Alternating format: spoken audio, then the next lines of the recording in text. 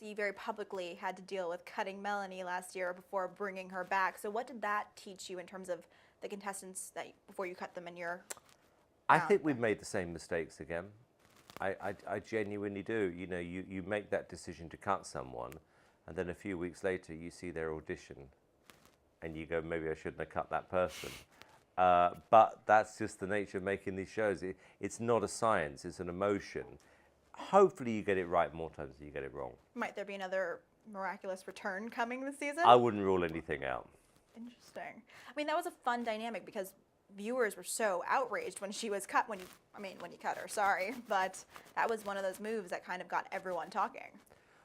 Well, I mean, I certainly went into it this year with that in mind. I mean, in my category, I genuinely believe I have the winner of this show. Do you have one person in mind, or you think you just have the potential for a few?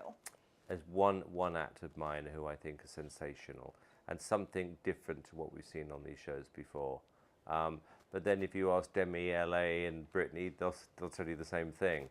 But I'm excited.